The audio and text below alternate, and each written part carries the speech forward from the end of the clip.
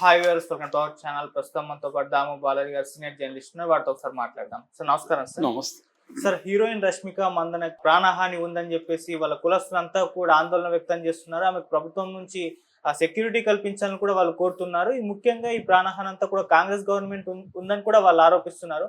మరి ఏం జరిగింది? నిజంగా ప్రాణహాని ఉందా? మరి దీని పట్ల మీ ఒపీనియన్ ఏంటి సార్? రష్మికకి ప్రాణహాని ఉందని రష్మికకు సంబంధించిన కులస్తులు నిన్న ఆందోళన చేశారు. సో ఎందుకు ఈ ఇష్యూ వచ్చిందంటే, మొన్న మార్చి 3వ తేదీ బెంగళూరు ఇంటర్నేషనల్ ఫిల్మ్ ఫెస్టివల్కి ఈమెను పిలిచారు. ఈమె వెళ్ళలేదు. ఈమె నేను బిజీగా ఉన్నానని చెప్పి వెళ్ళలేదు. అయితే ఈమె హైదరాబాద్లో కనపడిందని చెప్తున్నారు. సో బిజీగా లేదు, ఏమీ లేదు, కావాలని ఈమెకి కర్ణాటక కల్చర్ మీద, కర్ణాటక మీద ఇంట్రెస్ట్ లేదు అన్న విమర్శలు వచ్చాయి. దాంతో అక్కడ కాంగ్రెస్ ఎమ్మెల్యే రవికుమార్ గౌడ గనిగ అనే ఒక ఎమ్మెల్యే ఈమెకి నేను లెసన్ నేర్పించాలి, వీళ్ళకి గుణపాఠం నేర్పించాలి అన్నట్టుగా చాలా తీవ్రంగా కామెంట్లు చేశారు. అట్లాగే శివకుమార్ కూడా కామెంట్లు చేశారని చెప్తున్నారు. సో ఇది ఎప్పుడైతే ఈమెకి గుణపాఠాలు నేర్పించాలని వచ్చిందో, దాంతో కన్నడ రక్షణ వేదిక, కరవే అంటారు దాన్ని, అంటే కర్ణాటకలో కన్నడ భాషను, కన్నడ సంస్కృతిని రక్షించాలి, ఇవి థ్రెట్కు గురవుతున్నాయని కొన్ని సంఘాలు పనిచేస్తున్నాయి. అందులో ప్రధానమైన వాటిల్లో కరవే ఒకటి, కన్నడ రక్షణ వేదిక ఒకటి. వాళ్ళు కూడా ఈమెను గట్టిగానే విమర్శించారు.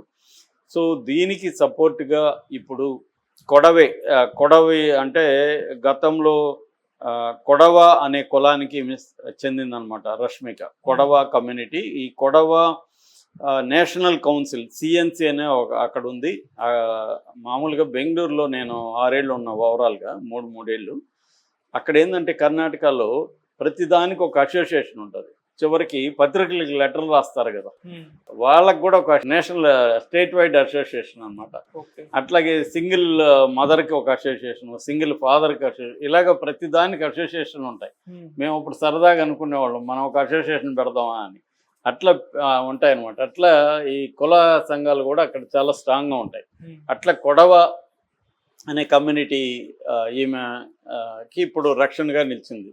మామూలుగా రష్మిక రక్షిత్ శెట్టి ఆ సినిమాతో ఆమె వచ్చింది. అప్పట్లో నేను బెంగళూరులో ఫస్ట్ డేనే ఆ సినిమా చూశాను. అప్పట్లోనే ఈమెకు మంచి పేరు వచ్చింది. ఫస్ట్ సినిమాతోనే బ్రహ్మాండమైన, నిజానికి దాంట్లో 2 హీరోయిన్లు, ఈమె ఒక హీరోయిన్, కానీ ఈమెకు మంచి పేరు వచ్చింది దాంట్లో. ఆ తర్వాత ఆమెకి ఛాన్సులు వచ్చింది. ఆ తర్వాత ఆమె తెలుగులో బాగా షైన్ అయింది. ముఖ్యంగా అప్పటికే ఆమె నిశ్చితార్థం కూడా అయింది రక్షిత్ శెట్టితో. దాని తర్వాత తెలుగులో మన విజయ్ దేవరకొండ, గీతా గోవిందంతో విజయ్ దేవరకొండతో అఫేర్ అని స్టార్ట్ అయిందని, దాంతో అక్కడ నిశ్చితార్థం క్యాన్సిల్ అయింది. నిశ్చితార్థం క్యాన్సిల్ అయినప్పుడే ఈ మీద విమర్శలు కర్ణాటకలో వచ్చాయి. చూడు, మన కన్నడ అతన్ని వదిలేసి తెలుగు అతన్ని పట్టింది అని. సో ఇలాగే వాళ్ళకి ఏంటంటే ఒకసారి ఒక డిఫెన్సివ్ వ్యవహారంలో ఉంటుంది కన్నడ భాష సంబంధించి. తమిళ భాష, కన్నడ భాష, తెలుగుకి గొడవ తక్కువ. తెలుగు భాషను పరిరక్షించాలని ఈ మధ్య మాట్లాడుతున్నారు, కానీ అంత గట్టిగా ఏమి ఉండదు ఇక్కడ. ఎందుకంటే ఆ మాట్లాడే వాళ్ళు కూడా వాళ్ళ పిల్లల్ని ఎవరిని తెలుగు మీడియంలో చదివించరు.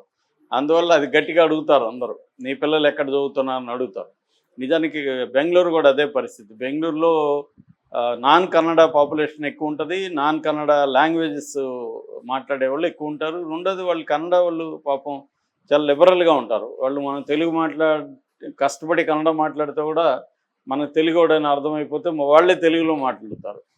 సో ఇంకా హిందీ వీళ్ళంతా అదే ఉంటుంది. కాకపోతే వాళ్ళు అప్పుడప్పుడు నొచ్చుకుని కొంత ఉద్యమాలు చేస్తుంటారు, బోర్డులన్నీ కన్నడలో ఉండాలి ఇట్లాంటివి. మనకి ఎక్కడ వీధిలో కూడా కన్నడ యువకుల సంఘ అని కనిపిస్తూ ఉంటాయి. ఇక్కడ తెలుగు యువకుల సంఘం అనే బోర్డు ఎక్కడ కనబడదు. అక్కడ కల్చర్ ఎక్కువ ఉంటుంది. సో అందువల్ల అక్కడ లింగ్విస్టిక్ పాలిటిక్స్ అంటారు, లింగ్విస్టిక్ నేషనలిజం అంటారు. అటువంటి ఒక లింగ్విస్టిక్ నేషనలిజం అనేది కర్ణాటకలో కొంత బలంగా ఉంటుంది.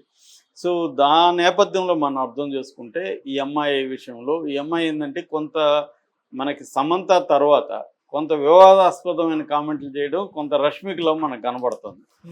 అంటే బోల్డ్గా మాట్లాడడం, బోల్డ్గా యాక్ట్ చేయడం, దాని గురించి ఓపెన్గానే మాట్లాడడం, ఇవన్నీ పోస్టులు పెట్టడం, సోషల్ మీడియాలో యాక్టివ్గా ఉండడం, ఇవన్నీ రష్మికలో మనకు కనబడతాయి. సో అలాగా పుష్ప 1 and 2లో కానీ, తర్వాత యానిమల్లో కానీ బోల్డ్గా, ముఖ్యంగా పుష్ప 2లో, తర్వాత అదే ఫీలింగ్స్ పార్ట్లో కానీ, యానిమల్ అయితే ఇంకా బోల్డ్గా యాక్ట్ చేయడం, వీటన్నిటిలో ఈమెకి కన్నడ వాళ్ళ నుంచి కూడా విమర్శలు వచ్చాయి. ఆ తర్వాత 2022లో కాంతారా రిలీజ్ అయినప్పుడు కర్ణాటక బెంగళూరు ఎయిర్పోర్ట్లో ఈమెను కాంతారా చూసారా మీరు అని అడిగితే నేను చూడలేదని చెప్పాను. అది హర్ట్ అయిపోయారు వాళ్ళు. కాంతారా చూడకుండా ఏం చేస్తున్నాను అన్నట్టుగా. సో మళ్ళీ ఆమె పోస్ట్ పెట్టింది, కాంతారా చూశాను గొప్పగా ఉందని కూడా మళ్ళీ పోస్ట్ పెట్టింది. ఆ తర్వాత నాది హైదరాబాద్ నా హోమ్గా ఫీల్ అవుతానని చెప్పింది. అంటే కర్ణాటక నీకు హోమ్ కాదా అని మళ్ళీ వాళ్ళు అక్కడ స్టార్ట్ చేశారు. ఇలాగా ఏది మాట్లాడినా రష్మిక వివాదం అవుతూనే ఉంది. కన్నడ వాళ్ళు రష్మికను అటాక్ చేస్తున్నారు. ఎందుకంటే రష్మిక పాన్ ఇండియా హీరోయిన్ అయిపోయింది. ఒక సమంత లాగా రష్మిక కూడా పాన్ ఇండియా. ఎందుకంటే ఇప్పుడు హీరోయిన్లకైనా హీరోలకైనా తాము గో బిగ్ అనేదే వాళ్ళ గోలు. పెద్దగా అవ్వాలి. పెద్దగా అయితే రెమ్యునరేషన్ కూడా ఎక్కువ వస్తాయి.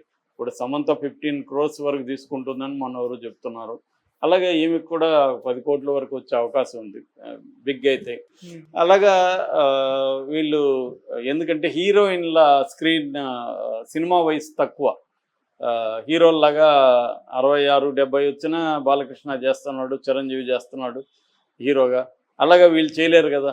సో వీళ్ళు త్వరగా తల్లులుగానో అక్కలుగానో మారిపోతారు. అందుకని ఉన్నప్పుడే ఇల్లు చక్కబెట్టుకోవాలి. అది ఏదో వాళ్ళు బాధలు వాళ్ళు పడతారు, కెరీర్ మీద కాన్సన్ట్రేట్ చేసి. కాకపోతే ఏంటంటే ఈ మాటలు మాట్లాడేటప్పుడు జాగ్రత్తగా ఉండాలి. ముఖ్యంగా హీరోయిన్లు సాఫ్ట్ టార్గెట్స్. సో ఈమెకి ఒక్కోసారి అది ప్రాబ్లం అవుతుంది. ఇప్పుడు నిజానికి ఆమె బిజీగా ఉండొచ్చు, లేదా ఆమెకి ఇంట్రెస్ట్ లేకపోవచ్చు, కానీ వెళ్ళకపోయేసరికి కాంగ్రెస్ ప్రెస్టేజియస్గా తీసుకునింది దాన్ని. కాంగ్రెస్ వాళ్ళు హర్ట్ అయ్యారు. ఫస్ట్ కాంగ్రెస్ వాళ్ళు హర్ట్ అయ్యారు. దాని తర్వాత కన్నడ సాంస్కృతిక సంఘాలు, కన్నడ రాజకీయ సంఘాలు వీళ్ళందరూ హర్ట్ అయ్యారు. ఇప్పుడు బీజేపీ రంగంలో దిగింది. బీజేపీ నేషనల్ కేంద్ర మంత్రి రాజీవ్ చంద్రశేఖర్ కూడా ఆమెను సపోర్ట్ చేస్తూ, చూసారా కాంగ్రెస్ గోండా కల్చర్ ఎంత ఘోరంగా ఉందో అని. దాని తర్వాత ఇతను సర్దుకున్నాడు. ఎవరు ఈ రవికుమార్ గౌడ్ గనిగా. నేను ఆమెకు చెప్పింది ఫిజికల్గా గుణపాఠం నేర్పించాలని కాదు, ఆమెకి మేనర్స్ నేర్పించాలి, గ్రాటిట్యూడ్ అంటే ఏంటో నేర్పించాలి, లైఫ్ లెసన్స్ నేర్పించాలి అన్నాను, కానీ ఆమెనేదో ఫిజికల్గా కాదు అని. కానీ వాళ్ళు మాట్లాడింది అలాగే ఉంది. అంటే ఇక్కడ ఎట్లాగైతే మేబీ రేవంత్ రెడ్డి నుంచి ఇన్స్పిరేషన్ తీసుకున్నట్టున్నారు.